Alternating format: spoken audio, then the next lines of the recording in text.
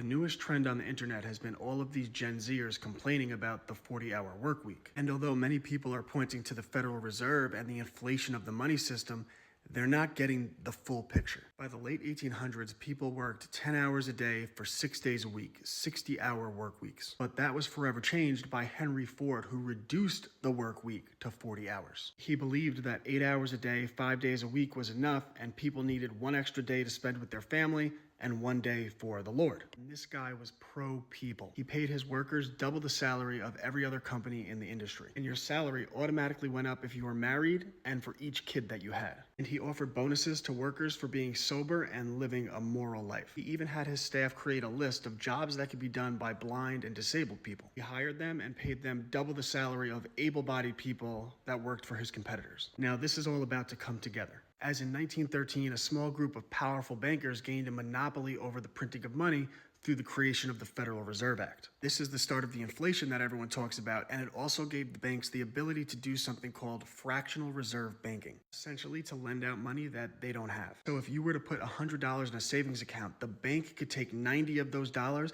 and lend them out to someone else. You still have the right to that $100, so now there's $190 in circulation. But the banks could charge interest on the person they gave the loan to, the $90. And this is how they started to get everyone into debt. This would be amplified in the 1960s when Lyndon B. Johnson passed the Great Society. The banks could now give out loans to everyone. All of a sudden, everyone had a mortgage, everyone had a college loan. But by guaranteeing there'd always be a supply of money for houses and for college, they also guaranteed the price of those things would go exponentially higher. So at first it was great. Everyone gets a house, everyone gets college. But by the time Gen Z got here, you can't go to college, you can't get a house without going into crippling debt. Now that's what you call laughing all the way to the bank, because the banks are paid interest on all of that debt. In fact, most people are shocked when they find out that the majority of our federal income taxes go to paying back interest on debt. It doesn't go to infrastructure or the military. It goes to paying back the banks for the money that they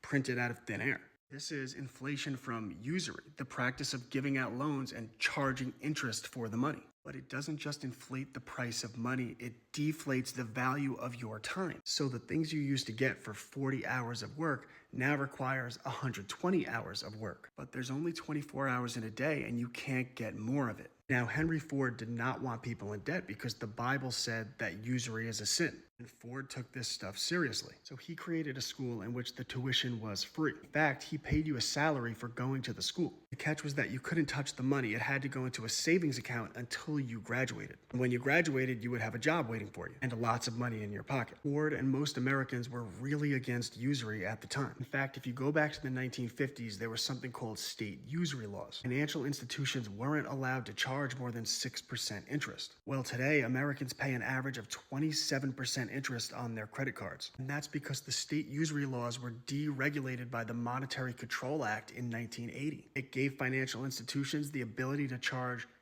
as much interest as they wanted. But again, that wouldn't have been a problem under Ford because he had his own credit program in which you could buy a car from him on credit but pay 0% interest. It required a down payment and preset installments, but no interest, no usury. And this practice of usury, which wasn't always the norm in America before 1913, would ultimately steal the wealth from our future, hence the crying Gen Zers. And that usury, along with the free trade lie, would ultimately steal America's wealth, our jobs. But I'll get into that another day. Check out my books on how information is controlled, rights fundamental to being an American, the history of the banking system, the history of fake news, and much more. And my homeschool company if you want me teaching your kids. ClassicalLearner.com.